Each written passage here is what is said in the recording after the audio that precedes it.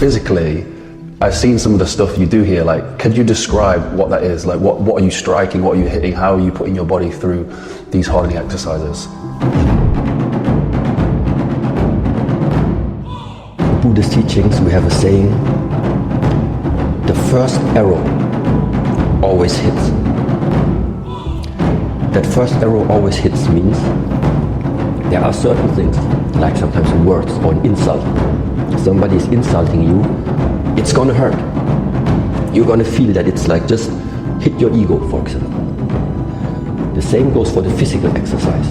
In the moment I hit whatever material that is, I feel the pain.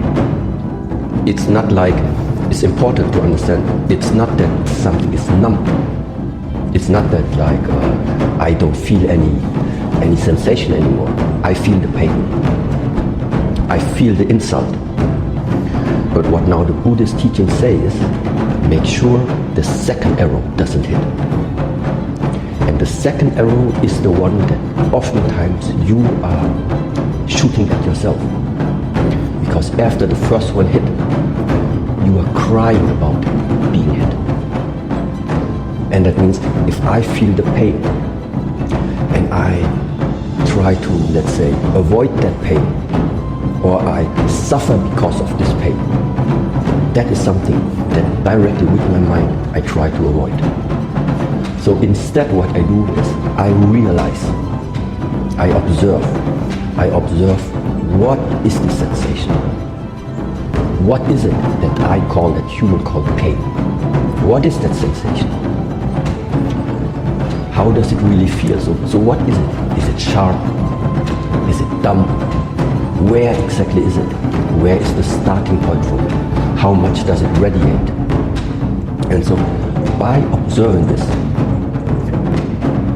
I can detect, I can feel that there is something collecting, let's say, around that area, or even trying to collect and condensate in the mind. And then you learn to release. Even if this is loud, during the exercises, I feel the pain, I release it. What starts to tense up, I use my mind to do the opposite. What starts to cut into the ego, I directly make the opposite of releasing it. And it is this interplay. Something comes, you release it. Something comes, you release it. More of it comes, you need to learn to release deeper. So that means the more you practice, the deeper your level of relaxation, the deeper the level of your ability of letting go becomes. And then it will always be just like, it's like an interplay. The pain is there and you release. Pain level number 1, you can release. Then comes pain level number 2. In the beginning it's still difficult, but you learn, you repeat your releasing. And then suddenly you realize, okay, now my ability has become good enough that even pain level 2 is released. Then comes number 3. Why? Because you start to hit harder, or you start to hit more often. And so this is also like in that process, the step-by-step approach, let's say, to get used to it. And like I said, once you went over a certain limitation, that limit is done. That same pain doesn't come anymore. You went over it. You have overcome it.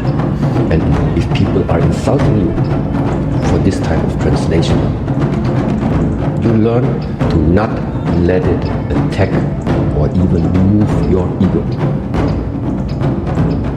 In the beginning it's hard, but future insults, you will just feel they don't move you, because you already have the ability to release. And why would you ever let somebody else take away your life quality just by insulting you? That is exactly what this is about. If you do not take charge about your own internal way of cultivation, there is too much out there that can feel like an insult. But none of that is worse, that you are like wasting your lifetime for it, feeling bad about it.